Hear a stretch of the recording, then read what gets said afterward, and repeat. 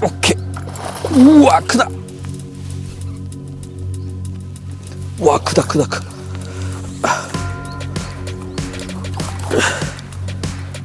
우와, 왔다. 우와, 크다. 이것도 크다. 우와. 야, 사이즈 좋아.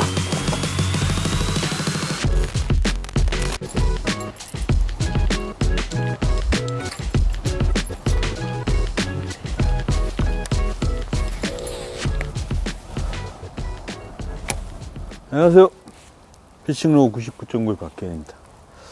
아침에 소류지에서 낚시를 마치고 이제는 하천으로 이동을 해서 봄낚시를 지금 해보려고 합니다. 일단 물이 굉장히 많이 빠져가지고 수량이 별로 없는 상태예요. 그리고 생각보다 그 수량도 없고 하다 보니 수초가 벌써 자라났네요. 네.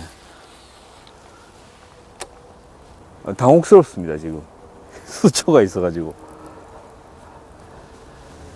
생각보다, 저수지는 생각보다 빠르게 진행이 안 된 것 같은데, 물이 거의 없는 관계는 굉장히 많이 진행된 것 같은 느낌이에요. 이제 서로 상반된 낚시를 한번 해보고 싶어서 왔는데, 일단은 한번 낚시를 한번 해볼 수 있도록 하겠습니다. 첫 번째 지금 사용하고 있는 거는 수심 측정 겸 장애물 측정 겸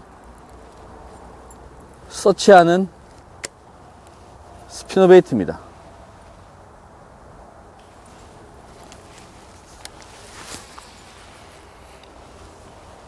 수심은 1m 정도? 굉장히 얕아요. 저희가 하루에 2편을 찍거든요. 아침에 정말 힘들게 낚시를 합니다. 그렇고 이제 만약에 성공적인 낚시를 하잖아요. 점심을 먹으면 퍼집니다, 사람. 나른해져요. 이 나른함을 또 이 잡아주는 게 화끈한 입질인데, 화끈한 입질도 없고 지금 아주 정적만이 흐르고 있습니다. 과연 오늘 오후 낚시는 어떻게 될지.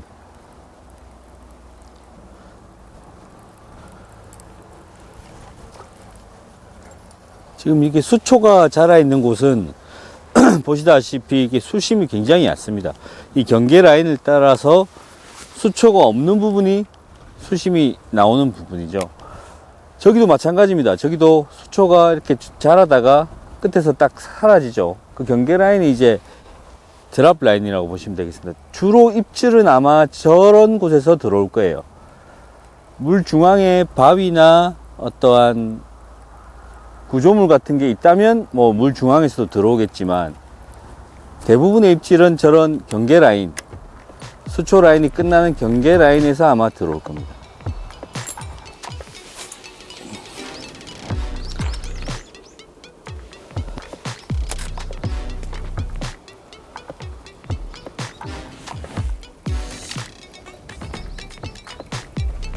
오케이. 우와, 크다. 와, 크다.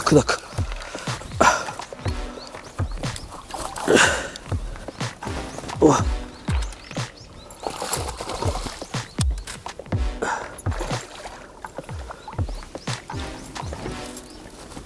오케이. 야. 우와. 빵빵한 전형적인 봄베스 만났습니다.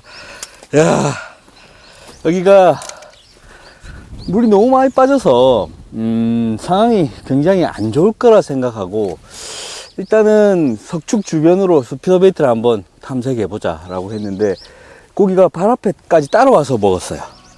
전형적인 봄베스입니다. 이 배 보십시오. 예. 근실한 멋진 베스가 나옵니다.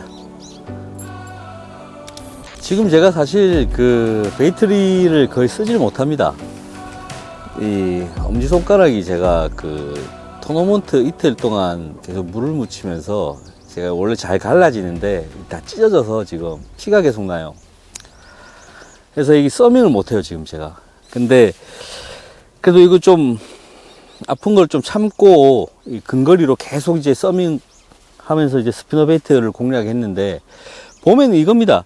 일단 고기가 없을 것 같이 보이는 곳이라도 공략을 해보면 어디선가 나타나서 이렇게 멋진 베스가 나온다는 거죠.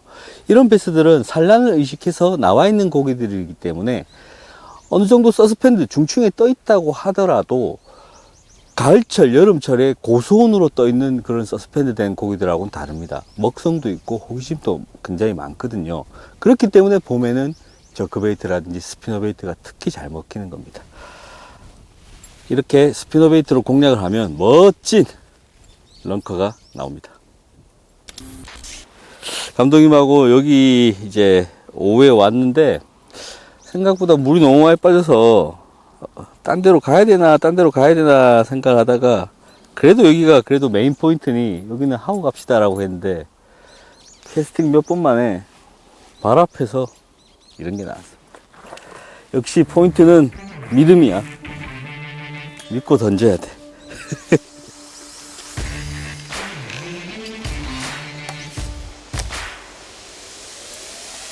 계속해서 하겠습니다.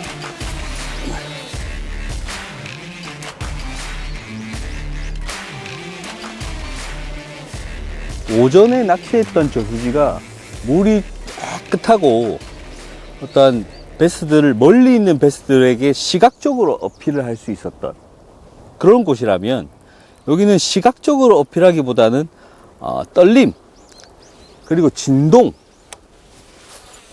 이런 것들로 어필을 하는 경우가 많습니다. 왜냐하면 물이 너무 탁해서 이 사람도 잘 안 보이지만 베스도 눈으로는 앞이 거의 보이지 않습니다. 하지만 베스는 측선이라는 감각기관이 있기 때문에 뭐 다양하게 느끼고는 합니다만은, 그래도 저크베이트가 내는 번쩍이는 플래싱은 아무래도 맑은 물보다는 조금 떨어지죠, 이지 능력이.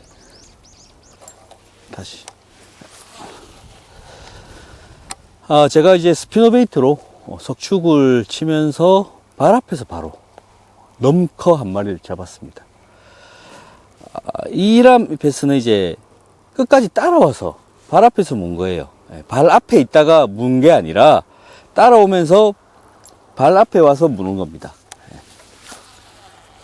이런 베스들은 그 움직이는 루어에 반응을 하게 되고 졸졸졸졸 따라오다가 어떤 바이트 시기가 될 때, 그때 바이트를 하는데, 대부분 스피너베이트가 물 밖으로 나가려고 하는 이 발 앞에서 순간, 그때 바이트를 하는 경우가 많아요.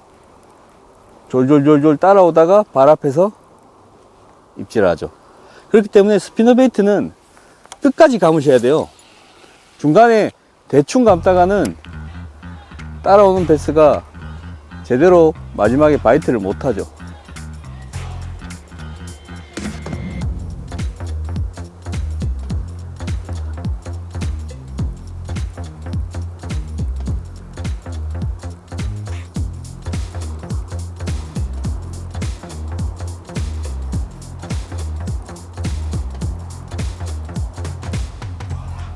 왔다. 우와, 크다. 이것도 크다. 우와.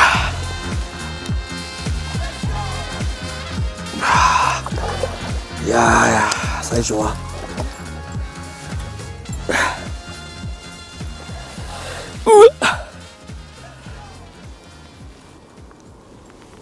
우와. 역시나 빵빵한 폼베스가 나옵니다. 이거거든!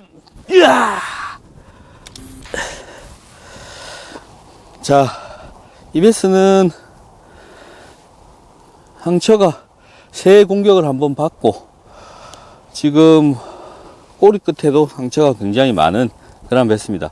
최근에 들어서 이제 가마우지가 굉장히 많고, 또 포식자들이 되는 새들, 외가리 같은 것들이 또 새로운 이 베스의 포식자로 등장했기 때문에 새들이 내는 상처가 굉장히 많아요. 그래서 최근 베스를 잡아보면 이런 상처가 꽤 많이 있죠. 생태계가 정말 많이 변하고 있다는 증거가 아닌가. 하지만 그 어려움 속에서도 꿋꿋하게 살아남은 빅베스.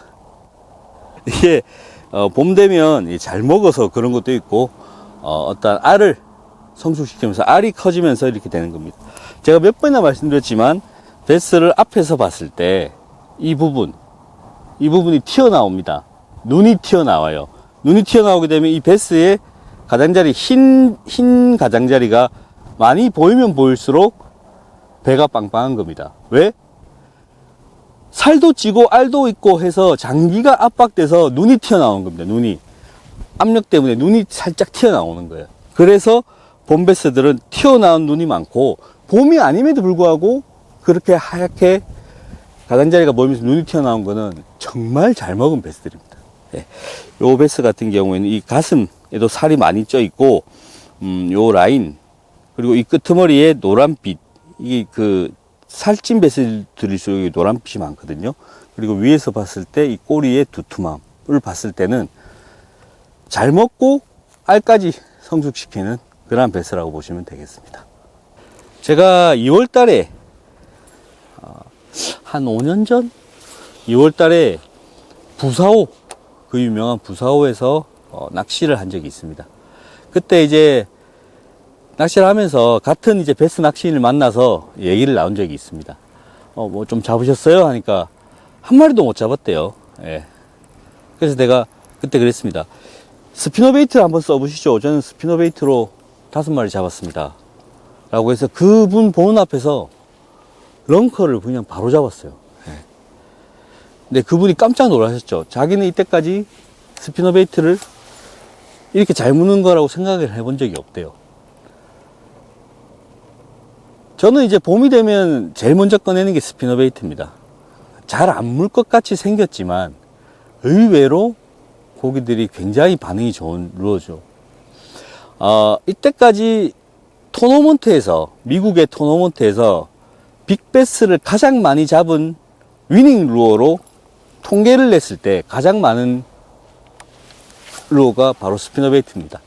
물론 마리수는 어떠한 웜 낚시라든지 이런 걸 따라올 수는 없습니다. 따라올 수는 없으나 확실히 승부를 결정짓는 빅베스, 빅마마들은 스피너베이트에 올라온 게 많다. 그만큼 봄이나 그 겨울, 초겨울, 늦겨울에 빅베스를 잡아내는 킬러다. 꼭 그렇게 말씀을 드리고 싶네요. 그래서 생긴 게 이상하고 전혀 물 것 같지 않더라도 믿음을 가지고 한번 감아 보십시오. 천천히. 블레이드가 돌아가는 거, 움직이는 거, 이 필링을 느끼면서 천천히 감아 보시면 어느샌가 마술같이 꾹 하고 입질이 들어올 겁니다.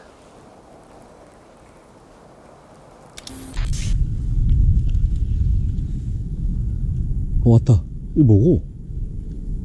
왔다. 진짜 왔다. 우와, 빠졌다. 우와. 컸는데. 우와, 사이즈 좋았어요. 지금, 여기를 지금 왔다 갔다 하면서 감독님이랑 저랑 이제 고령이거든요. 네. 다리가 아파서 5분만 쉽시다 하면서 담타를 가지다가 갑자기 놀 수는 없으니 한번 던져봤는데 입질이 들어왔습니다. 근데 빠졌는데 굉장히 컸어요. 지금 사용하고 있는 거는 내 겁니다. 내 거. 네. 가자.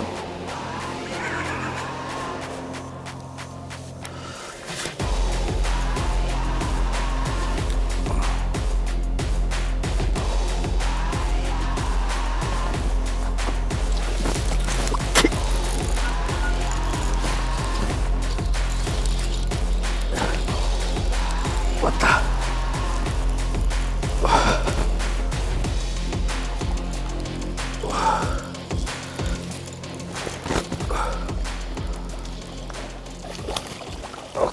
오케이. 오늘 다양하게 고기가 나온 것 같습니다.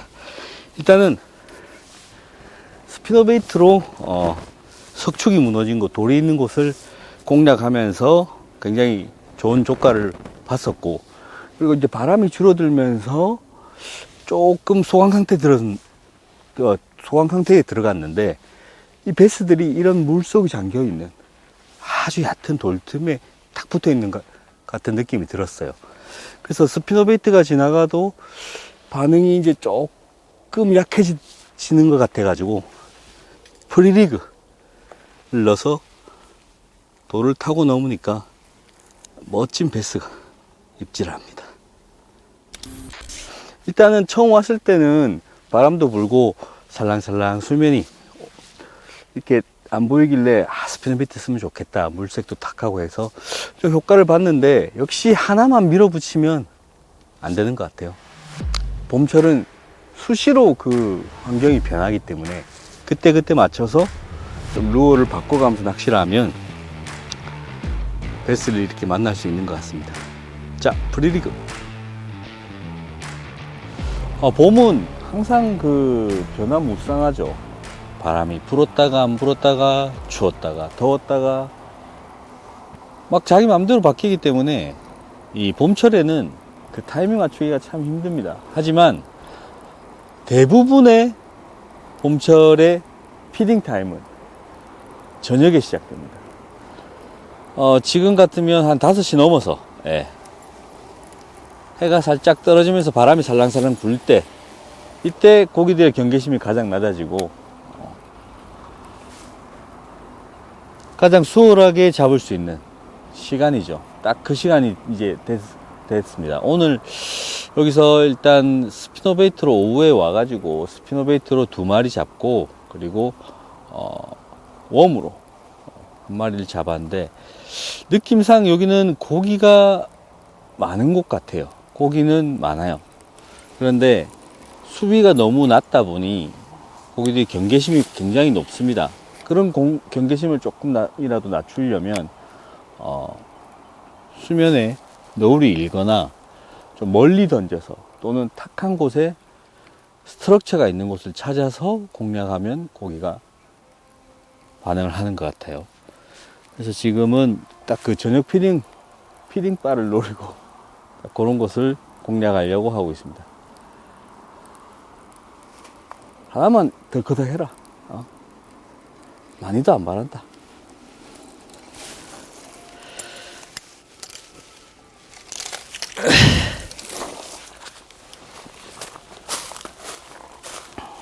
자, 오늘 물이 빠져 있는 하천에서 봄낚시를 즐겨봤습니다. 물이 빠져도 너무 많이 빠져서 좀 당황했지만 그래도 그런 예민한 상황에서 또 입질해주는 베스 사이즈 좋은 3마리 확인하고 가는 흡족한 날이었습니다. 봄은 의외성이 굉장히 큽니다. 뭐 아침에 잘 나왔다가 오후에 안 나올 수도 있고 어제 잘 나왔다가 오늘 안 나올 수도 있는 그런 의외성이 크기 때문에 그런 타이밍을 잘 맞춰서 한번 들어가 보세요. 그러면 의외의 장소에서 의외의 대박이 날 수도 있습니다.